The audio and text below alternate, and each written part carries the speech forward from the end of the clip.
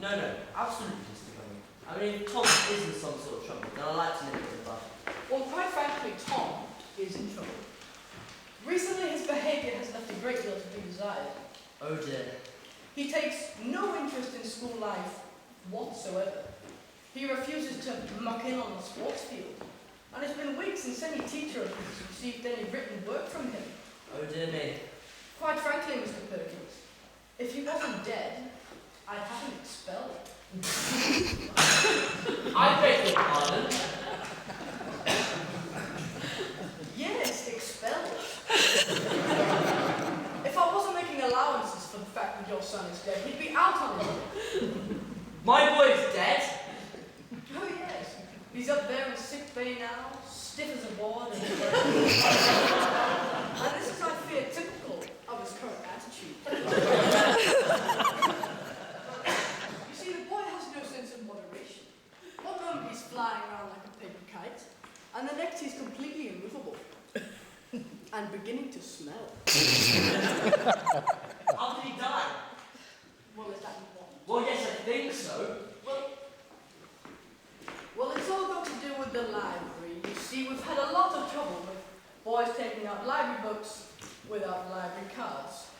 Your son was caught, and I administered a beating during which he died. But you'll be glad to know that the ringleader was caught, so I didn't think we were doing it for too long. You see, the I'm sorry, hang on a second. You beat my son to death? Yes, so it would seem. Please, I'm not used to being interrupted. Well, apparently boys were just slipping into the library and taking them. No, during the punishment. Oh, that. Well, he was standing up. The next he was lying down. Dead? Deadish. I find this morbid fascination of yours with your son's death quite disturbing. What I'm talking about is his attitude. And quite frankly, I can see where he gets it from. But it wasn't me that beat him to death. Well, that was perfectly obvious to me from the first day he arrived here. I wondered then, as I wonder now, if he may have turned out to be a very different boy indeed, if you hadn't mentioned a few fatal beatings early on. I'm furious. In order to accommodate the funeral, I've had to cancel afternoon school on Friday. This is preposterous! Yes, it is.